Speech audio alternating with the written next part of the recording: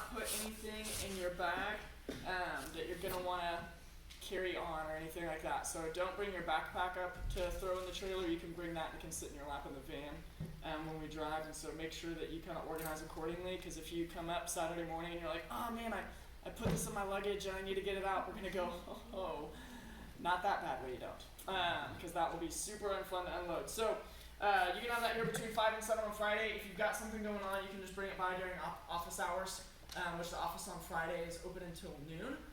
Or if you're just a really early packer, you can come and drop it off sometime during the week, and we'll load that up Friday for you. Where's Whitney at? I know my girl Whitney. She's an early packer. There you are. Yeah, she's prepared, and I love it. Whitney, thank you for asking the question this morning. Been on a million mission. You've been to DC like 17 times. You know what to talk. Which I was looking at weather. It looks like lows are kind of in the 40s, not super cold, mid 60s during the day. So like we made t-shirts for you. So just bring a light jacket or a hoodie and that kind of stuff. You'll be able to get through pretty fine on that. I do have your actual packing lists, and so I'll give those to you in a little bit. Good. But we are meeting. Doing meet and load up at 3:45 a.m. Saturday morning. We're going to pull out of here at 4 o'clock. We'll all pray together. We'll load up in the vans. Grab all your Bang energy drinks or whatever you want. You can't take them through security, so you'll be drinking them just in the van. But that'll be load up that morning. We're also getting back that Thursday when we get back. I think we're getting back between like 12 and 1, correct? So that'll be a late night as well. We travel late and early because it saves us a ton of money on tickets. Calvin, you confused 12 and 1? Midnight. Yeah, that is Friday, Saturday. Yeah. It's No. Thursday. Okay, Midnight, Yes. Thursday. Yeah, so Thursday night, Friday morning, and so it is Between technically 12 and 4. Friday if you went after midnight. Between 12 and 4 a.m. 12 and 1. 12 and 1. Yes. Yeah. So that's why we do that, is because it saves us a ton of money on tickets. Quite a bit actually. I was talking with Wade today on just what the cost of mission trips cost, and so to get to DC and back on $800, we're doing really well.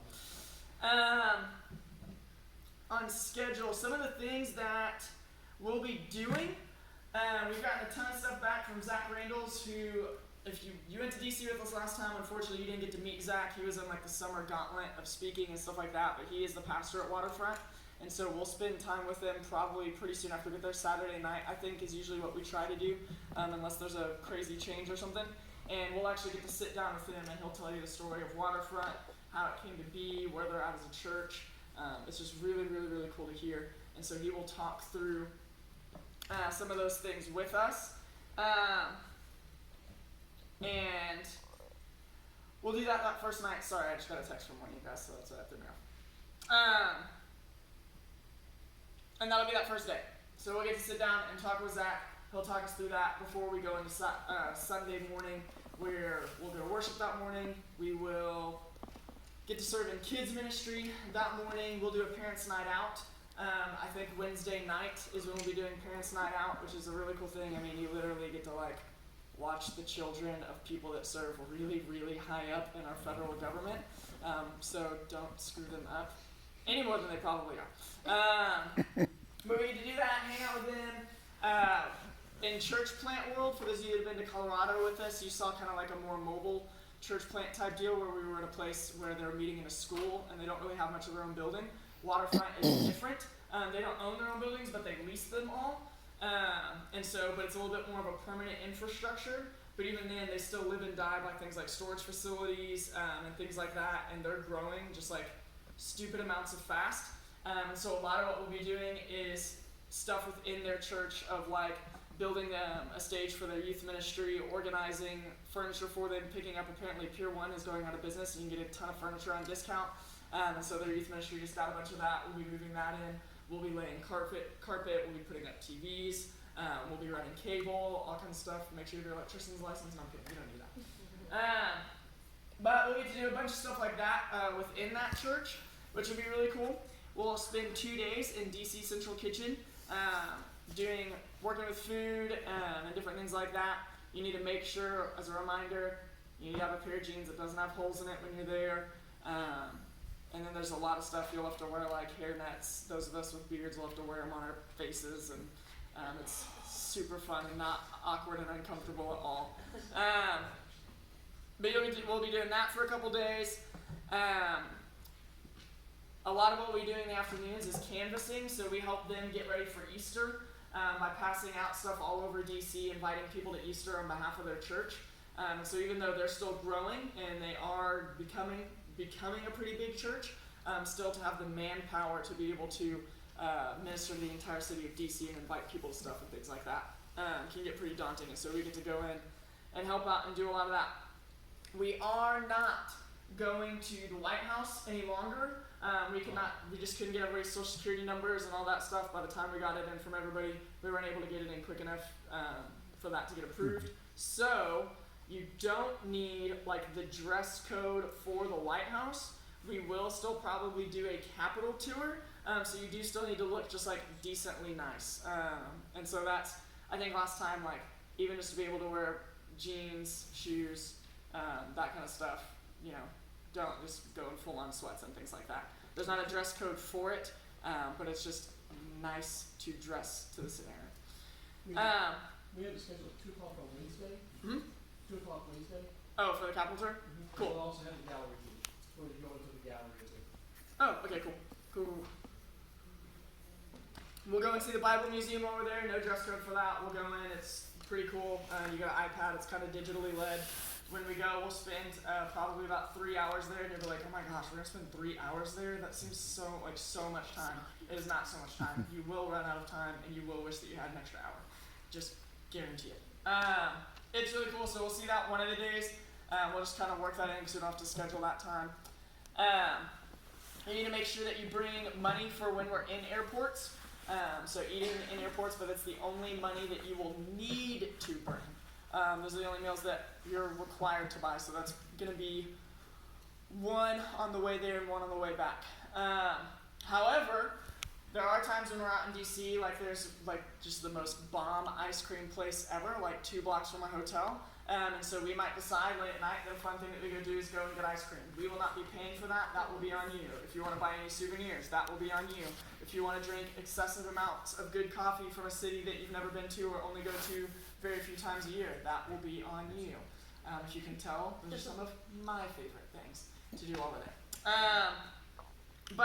So just to bring some cash, if that's what you want to do, and just make sure you're monitoring what you're spending when you're on a trip with us. You got to have a little bit of maturity, a little bit of adultness to you to know, hey, in the very least, I need money when we fly back to be able to eat in the airport when I'm going to be super, super hungry.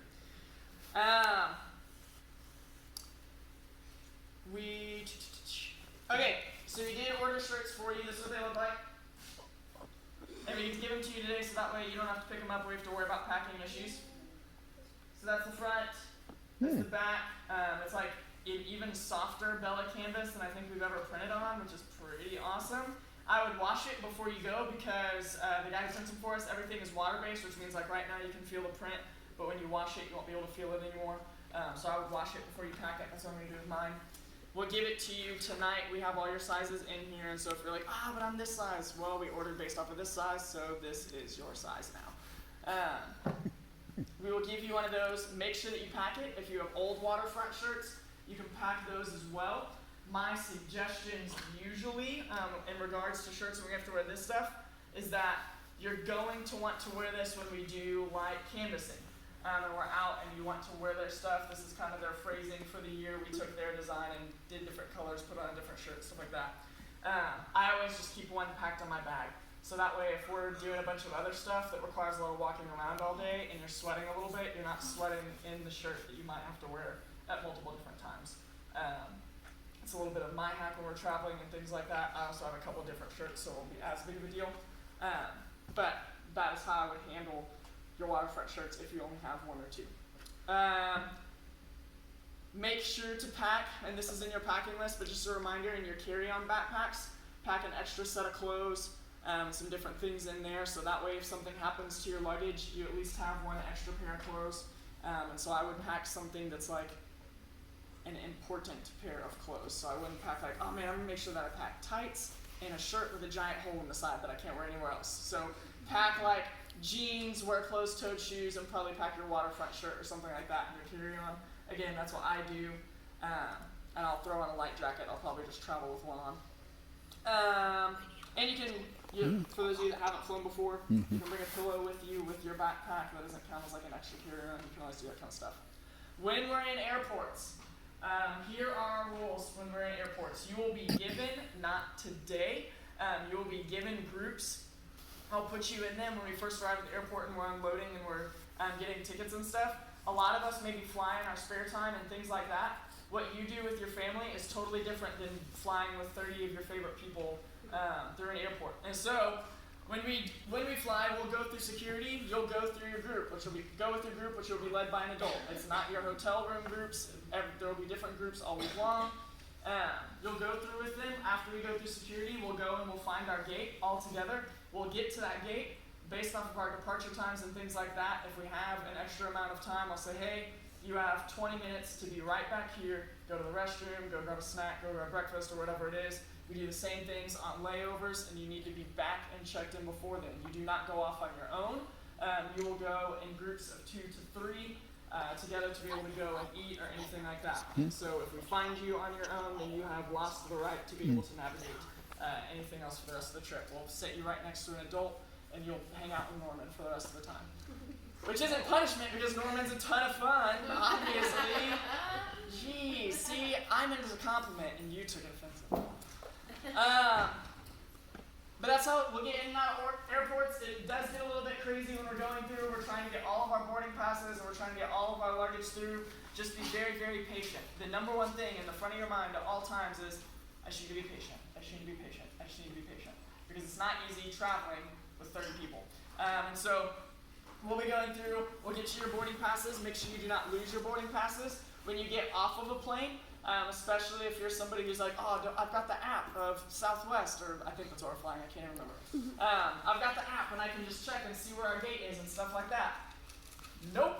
You just sit there and you wait for your adult. As soon as you get off the plane, they'll make sure they have everybody. Do not even go and use the restroom yet before we navigate and move anywhere else. Cool? Does that make sense? If you're ever confused of what should I be doing in an airport, you go and you talk to an adult first. If we get in a mad rush situation and we have a very little amount of time before we have to get to our next plane to get somewhere, do not go off on your own and get a meal, Calvin McDaniel, because you can make it to Chick-fil-A by yourself quick enough. Here's what you should always think.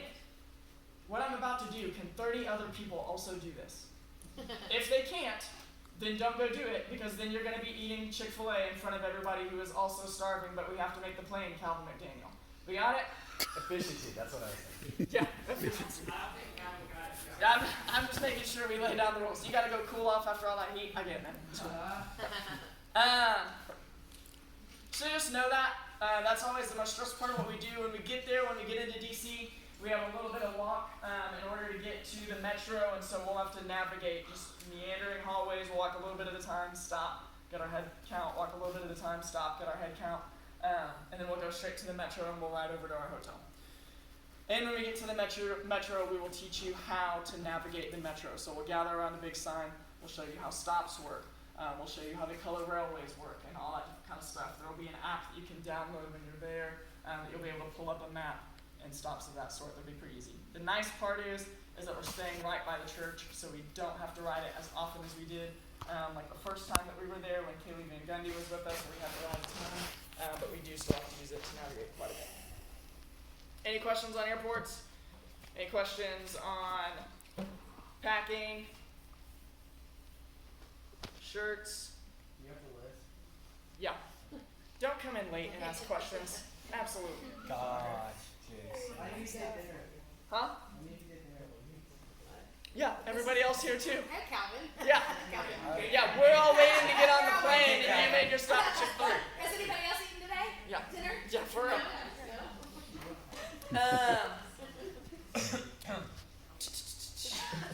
Stephanie sent out an email this week.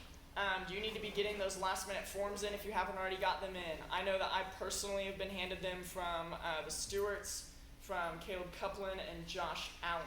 I think her email specifically said to bring them to her, which is my preference. Just, huh? Just at the office. Okay. I brought mine to the office. Okay. Yeah, I saw your mom when I was up there. No, I brought it. Did I see you? I saw your mom up there for you some did reason. not see me. Maybe she brought checks. Have you got all your forms in? Yeah, your mom was up there for some reason. I don't know. You're grounded. Great. Now you just found out. Make sure you get those last minute forms in. What we'll do is we'll go through this week and see who's missing what. So you'll probably get texts or emails. Make sure you get that money in. If you have money tonight, I will take it tonight if it's in check form, but let me explain our money policy going forward. I will no longer take checks or cash of any form from anybody for the rest of my tenure in youth ministry at First Baptist Marble Falls. Not because anything bad happened, but because this is what you guys do. Hey, here's my money for camp, and you walk off and you've given me an envelope of $500 in cash with no name on it. Or I go back to the back of the sound booth after a Wednesday night and you're like, hey, I put my stuff back there, and there's just checks in cash riddled everywhere. And I have no clue what to do with that. And so here's the good news, it's 2020 and you can turn in all money for anything that we do for the rest of time digitally. I promise you, because that's what I love. I hate it when it's cash and check only. It's 2020 for a reason. So you can do that, or if you want to pay cash or check, you can bring it up to the office during office hours and turn it in that way. All of your managed missions accounts should be updated with how much that you owe. If you think that there's a discrepancy or an issue, you can come talk to me. We can look at it. I'll open up our Google Drive file that also has a backup to double check and make sure that if you've got any scholarships or anything, that's been put in there. But it should be up to date. It should be up to date on what you owe. I'll go in after tonight, and there are a couple others of you that we're going to add in some scholarship stuff that we haven't added in. But that needs to be turned in this week so we can settle that and move forward. I think Mackenzie is the only one in here who hasn't had her meeting with me. Is that true? Because you scheduled it today? Even though I said don't do it the last week before the trip. actually scheduled a long time ago, but then I got sick today. Ridiculous. Killing me. I'm thinking about it. Hey, actually, when is it scheduled though? Wednesday. Okay, we'll see. I can't come to work tomorrow because my kid is sick, but so I was like, if it's tomorrow, no go. Hey, by the way, Norman, I won't be in the office tomorrow. Yeah, I was saying, doesn't hurt you. Okay, that's it from Amber. That is it from Zach. That is a little bit of what we will be doing. Just come flexible. Here, go ahead and you can take one of those and pass them down. Or Whitney, you love packing lists. You can even walk them around and hand them to people as if they're golden tickets, my friend. All of that's there. It talks about the sizing of your luggage and different things like that. Looks like we're right.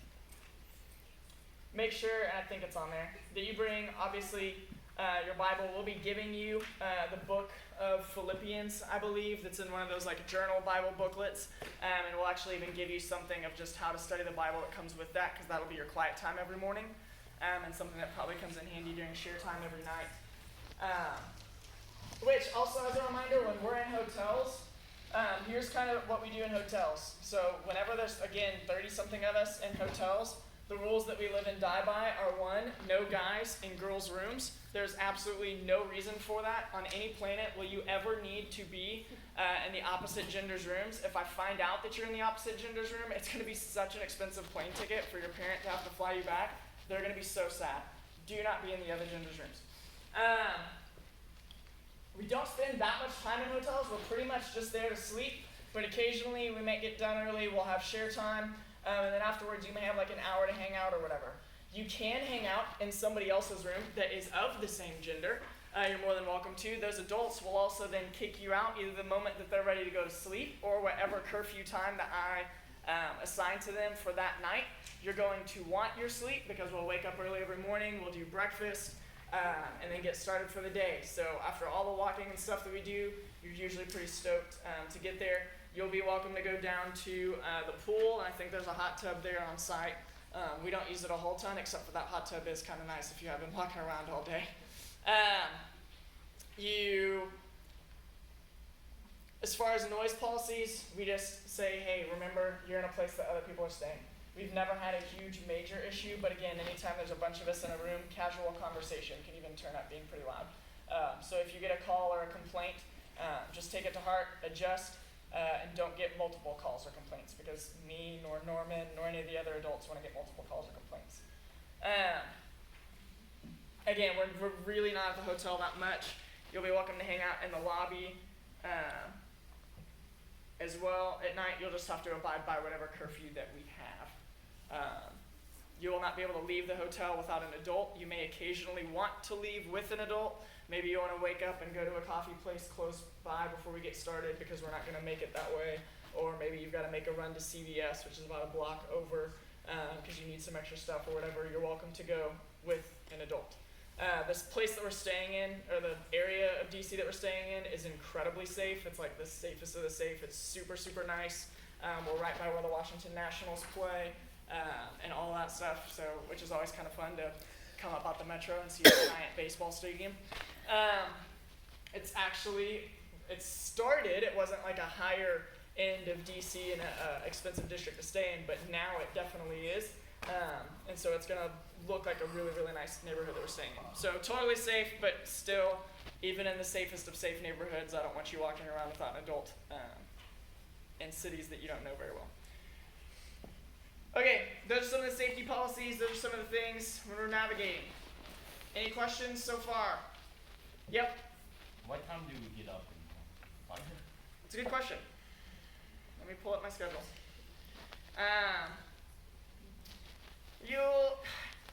So it I'm depends. thinking of like what time we get up and go to bed.